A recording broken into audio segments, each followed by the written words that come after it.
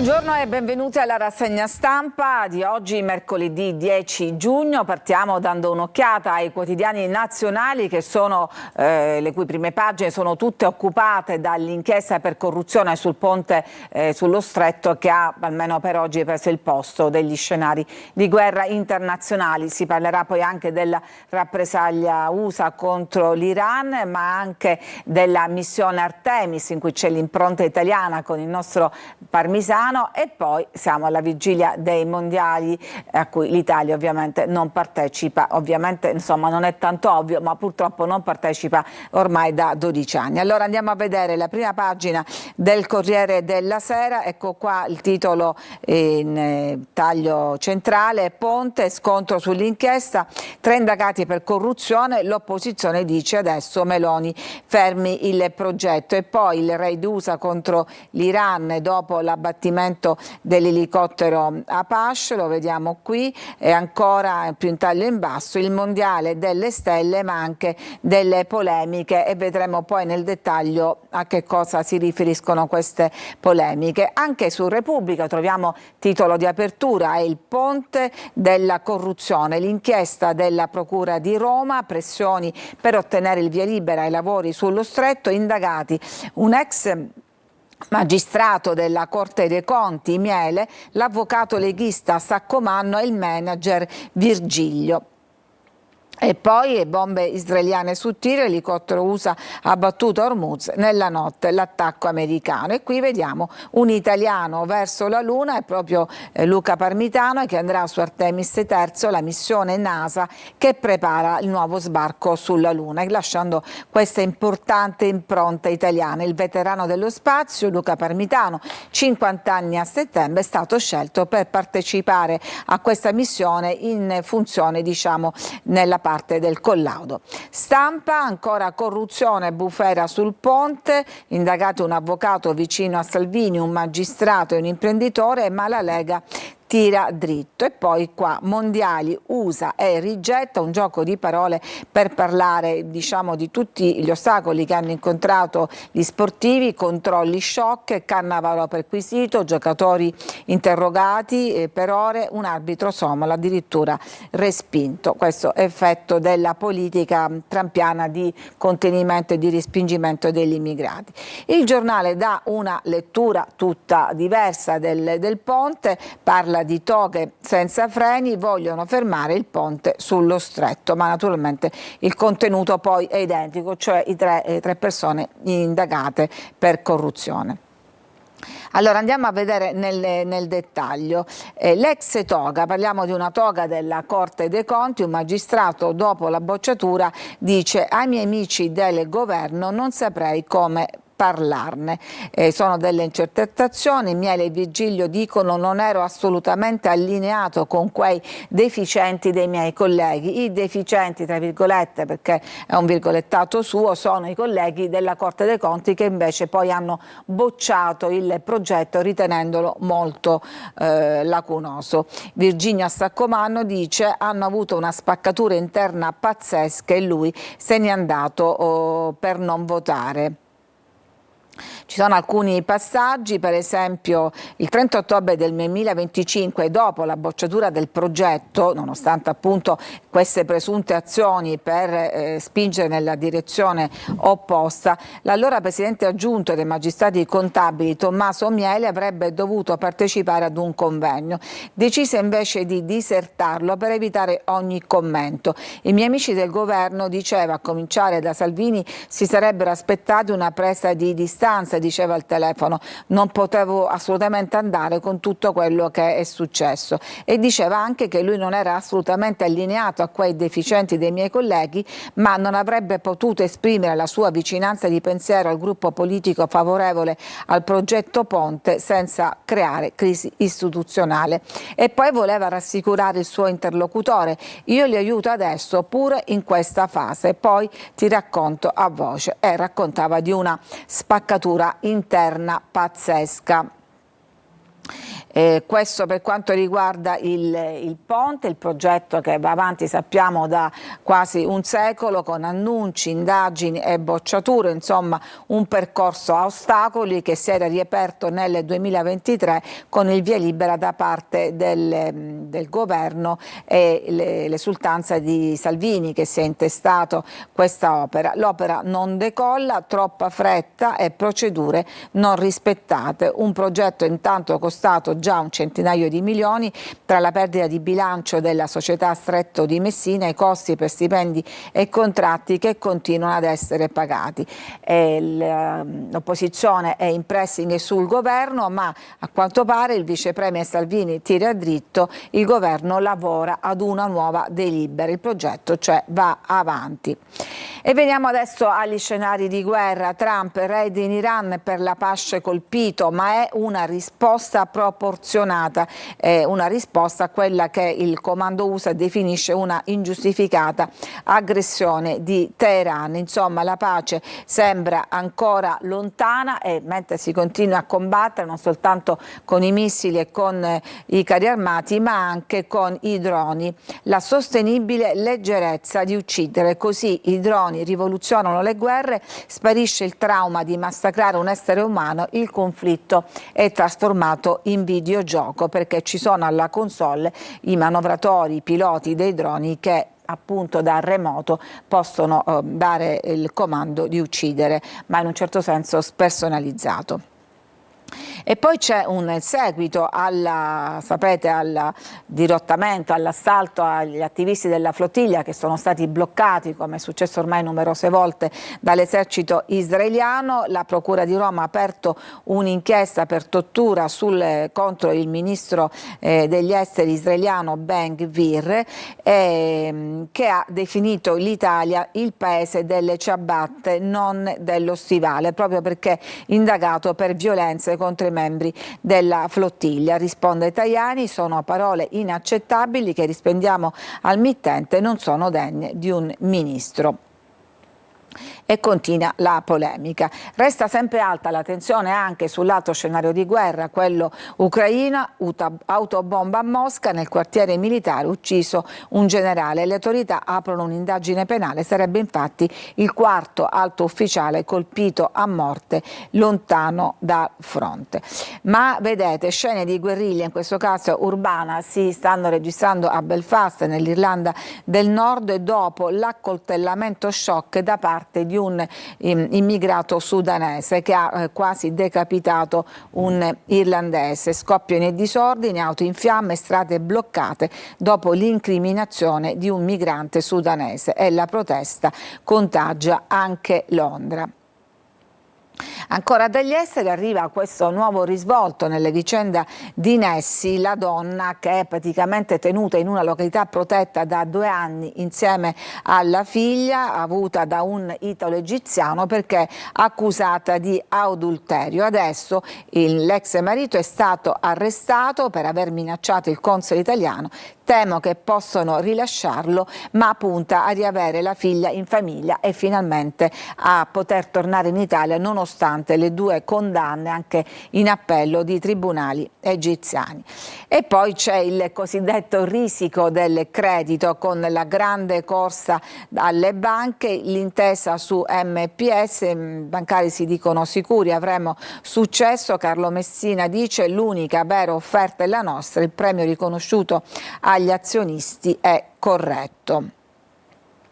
Ma veniamo poi a questa nostra eccellenza. Luca Parmitano sarà il pilota di Artemis III, missione Luna, che orgoglio, dice lui, è un sogno. Insomma, nel nuovo passo verso la Luna ci sarà un'impronta italiana. Infatti Parmitano, 50 anni a settembre, è stato scelto per partecipare a questa missione Artemis III, che è una tappa fondamentale per testare l'allunaggio che invece avverrà con Artemis IV. Questa missione è prevista nel 2026, 2027, servirà a testare le operazioni di attracco in orbita terrestre. Parmitano farà parte appunto di un team internazionale. Lui si è detto onorato per l'opportunità offerta dalla NASA, che sta progettando, sia pure con dei ritardi, il ritorno dell'essere umano sulla Luna e testando missioni per il futuro approccio a Marte. Parmitano, che ricordiamo è della provincia di Catania originario, era commosso, si è scusato in anticipo per le emozioni e ha descritto così la sua visione. Per me la piattaforma di lancio è l'Italia, che mi ha dato gli strumenti professionali necessari e il primo volo. L'ESA, l'ente spaziale, per me è come la torre di lancio, connette mondi diversi costruendo ponti e connessioni. Il razzo è la NASA, che mi ha permesso di essere parte di questo incredibile gruppo di persone. Il carburante invece è la mia famiglia, Maya, Sara e Marta, le 2 figlie e la moglie. Voi siete l'energia che alimenta la mia anima, il vostro amore è la scintilla. Sopravvissuto ad un pericoloso incidente quando durante una seconda uscita spaziale nel 2013 si accumulò all'improvviso acqua nel suo casco, l'astronauta siciliano ha definito la nuova missione un sogno. Come pilota o collaudatore aiuterà a testare i sistemi e a sviluppare le procedure affinché i futuri equipaggi possano spingersi più lontano e riportare l'umanità sulla Luna. Quindi una missione preparatoria ma fondamentale per il prossimo passaggio. E poi -1, domani iniziano i mondiali nello Stadio dei Miti, domani il via nel leggendario Aztec, il primo impianto a ospitare 3 mondiali, da Italia a Germania, ai trionfi di Pelé e Maradona, fu inaugurato, pensate, dal Torino.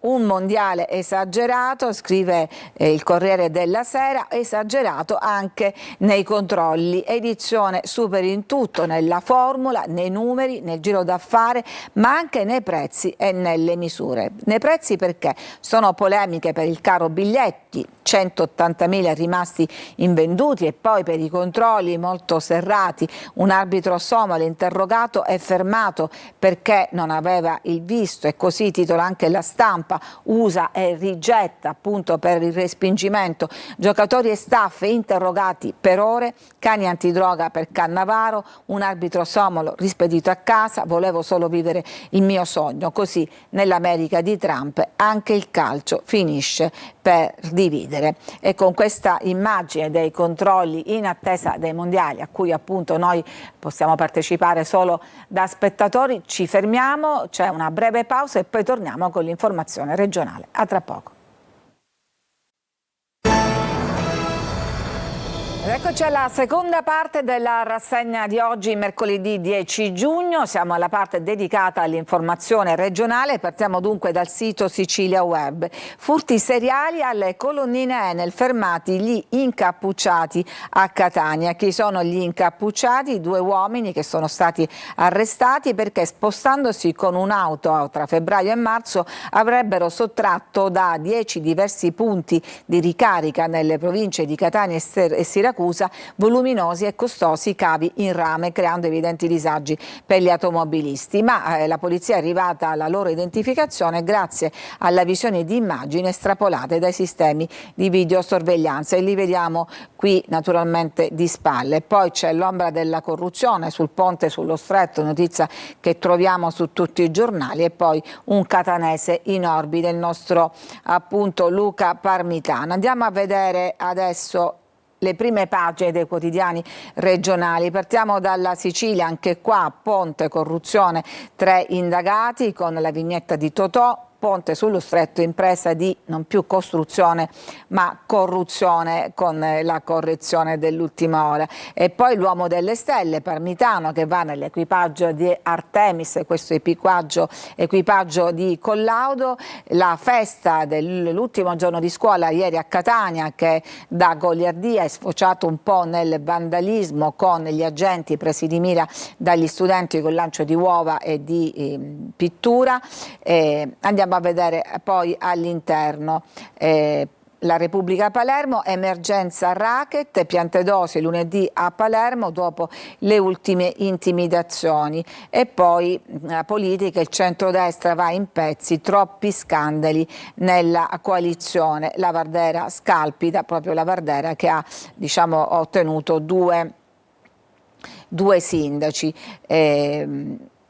Vediamo adesso il Giornale di Sicilia, anche qua l'emergenza racket a Palermo, ultimi casi a Tommaso Natale e Vergine Maria, il sindaco La Galla dice è urgente una risposta straordinaria da parte dello Stato. E poi sempre l'indagine per corruzione sul ponte, l'ira di Fratelli d'Italia su Schifani, il Mulè dice mi candiderò io. Insomma sono tanti a quanto pare a scalpitare. Gazzetta del Sud, il quotidiano di Messina, Ponte si indaga per corruzione, coinvolti l'ex numero 2 della Corte dei Conti Miele, che però non è riuscito a bloccare la decisione dell'organismo, il leghista Saccomanno ed un imprenditore.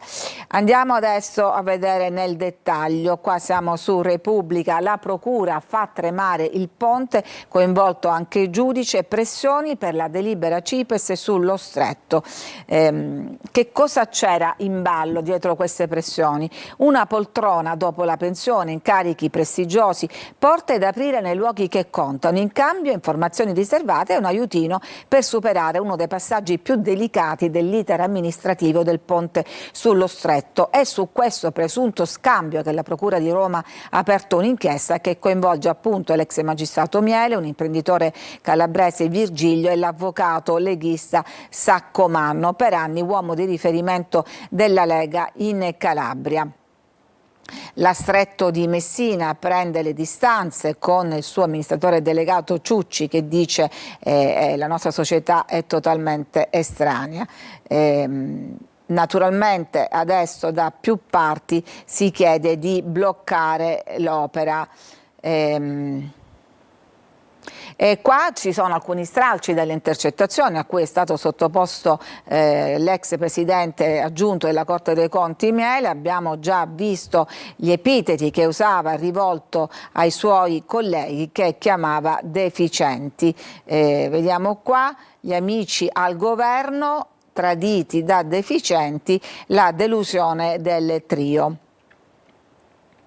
C'è un dettaglio che colpisce già nelle prime pagine degli atti, cioè che Virgilio abita nella stessa via del quartiere Trieste in cui abita Miele. È un contesto in cui si sviluppano rapporti che appaiono ben più stretti, insomma sono anche vicini di casa, si vedono, insomma si consultano. Virgilio lo rassicura ancora una volta: ti ho detto di stare tranquillo, io ho una voce, ci sarà un bel convegno. Ma alla fine, nonostante questi incontri, la Corte dei Conti respinge il visto di legittimità. A quel punto le telefonate cambiano immediatamente tono, Saccomanno e Virgilio cercano di capire cosa sia successo e dice: l'ultima volta che mi sono visto con lui mi ha detto è fatta, noi siamo concentrati solo per dare. Invece la Corte decide l'opposto e lo stesso Miele dirà c'è stata una spaccatura pazzesca.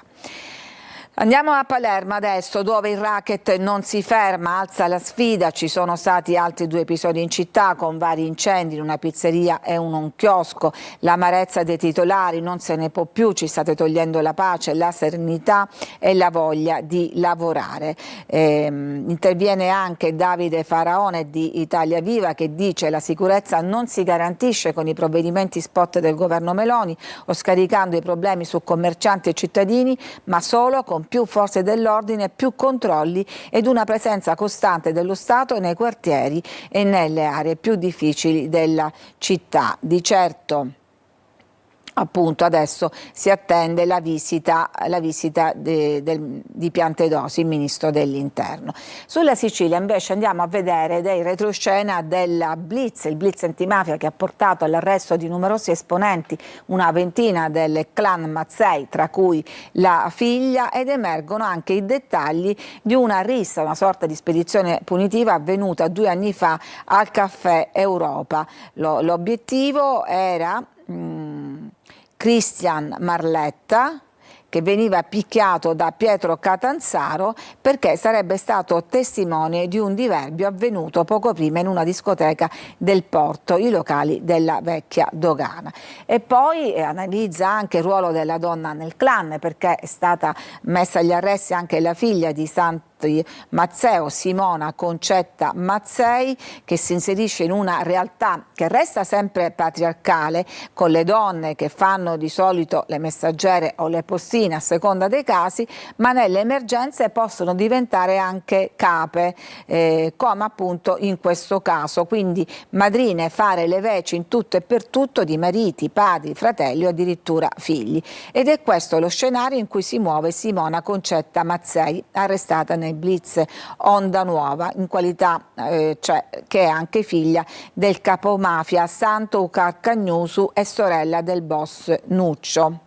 La signora Mazzei 2 anni fa interviene in relazione al pestaggio di una persona che avrebbe avuto una discussione col figlio e avrebbe avuto il potere di ordinare l'aggressione ad affiliati al clan al fine di evitare che provvedessero i figli o i nipoti. E quindi si conferma che nel clan Mazzei vige la legge della violenza. La figlia del padrino ordina anche il pestaggio di Francesco Agatino Grasso, coinvolto in un tentato omicidio. Avrebbe cominciato a spacciare assieme a Simone Gagliano, fratello di Pietro detto il Puffo. Ma il particolare più inquietante è l'indicazione che il giovane diffonde tramite i social di essersi avvicinato ad Andrea Calabretta, fra i più forti trafficanti di via Capopastero, e legato anche lui ai Cappello. Alla fine però del pestaggio di Francesco Grasso si sarebbe occupato direttamente il figlio Filippo Intravaglia. Un blitz da cui è emerso anche che lo spaccio non avviene più per strada nelle cosiddette piazze di spaccio, ma all'interno di appartamenti ben protetti, le case di spaccio. Cambiamo argomento, parliamo della frana di Niscemi. C'è un'inchiesta della procura di Gela. I magistrati ieri hanno voluto sentire Musumeci, ministro ma allora ex presidente della regione, che si è avvalso della facoltà di non rispondere, ma ha presentato una memoria difensiva in cui si dice estraneo a tutte le accuse. Il mio governo, ha ribadito Musumeci, ha posto la lotta al dissesto idrogeologico come priorità. L'ex presidente si è comunque avvalso della facoltà di non rispondere. Dopo Schifani e Crocetta ha convocato pure Lombardo. Insomma, i magistrati stanno cercando di capire se ci sono responsabilità politiche dietro questa tragedia. C'è anche l'analisi del dopo voto delle amministrative, in particolare del ballottaggio, da cui il centrodestra è uscito come titola Repubblica a pezzi, traballa il governo, troppi scandali. Oggi i leader della maggioranza si vedranno alla festa della Marina. Il dossier Sicilia arriva anche sul tavolo dei partiti nazionali. C'è qualcuno che scalpita, la Vardera alza la posta, con me si batte Schifani. Il leader di Controcorrente rilancia la sua candidatura e propone al Campo Largo di riunirsi ad Agrigento, mentre intanto il PD riunisce il proprio direttivo a Termini insieme al segretario regionale Anthony Barbagallo. Andiamo adesso a Catania. Ieri la festa dell'ultimo giorno dell'anno in tanti scuole superiori di Catania, ma non solo. In alcuni però si è travalicato un po' il limite tra goliardia e vandalismo. È successo ad esempio al Cutelli Salanitro, dove possiamo dire che l'anno scolastico finisce male, perché, come dimostra questa foto, i lanci di spray di pittura ma anche di uova hanno preso di mira anche gli agenti delle volanti e della polizia locale, che erano intervenuti, chiamati evidentemente dai cittadini che non riuscivano a passare a largo Rosolino o Pilo. A Catania la situazione è degenerata in più punti, ma anche davanti al Galilei. Il bersaglio è stata una volante della polizia ferma sul ciglio della strada. Il sindaco trantino parla di condotta vergognosa dei giovani prossimi a concludere il loro percorso. Loro, parla per tutti Martina, che dice: è soltanto un modo per salutarci, non vogliamo fare danni, aspettiamo questo giorno da 5 anni, ma ci sono tanti modi per festeggiare. E poi con la stagione balneare ormai iniziata si ripropone la solita questione delle acque del canale Arci che attraversa la zona industriale prima di entrare nel mare della Playa. Ogni estate si crea una sorta di diga, viene sbarrato. Quest'anno però c'è una novità. Per il presidente della Sidra la legge non consente più lo sbarramento totale, quindi quest'anno per la prima volta si è espressa l'autorità di bacino che prevede appunto che un canale, insomma un piccolo riversamento deve essere mantenuto, un tubo che rilascia circa 10 litri di acqua al secondo sul letto del canale che in questo modo continua a sfociare e quindi naturalmente crea problemi, tanto che alla Playa i lidi diffidano la Sidra perché vorrebbero, come avvenuto negli anni precedenti, il blocco totale del canale Arci. Andiamo avanti, invece a Messina, litorale del Ringo, nasce un lido comunale attrezzato e gratuito. Siamo in pieno centro città dove è stata resa fruibile tutta una porzione di litorale grazie al recupero della balneabilità e alla rimozione di barche e rifiuti. Adesso anche i cittadini messinesi potranno andare a mare senza doversi spostare molto. Per concludere una bella notizia che ci riporta a Catania, gara di solidarietà per rifornire d'acqua la mamma di via Roma a San Giovanni La Punta, dove manca l'acqua da 21 giorni, insomma i cittadini armati di bidoni, li vedete, hanno fatto la spola per rifornire d'acqua questa signora. Sul posto è arrivata anche un'autobot. Con questo gesto di solidarietà noi ci fermiamo, grazie per averci seguito, a tutti una buona giornata.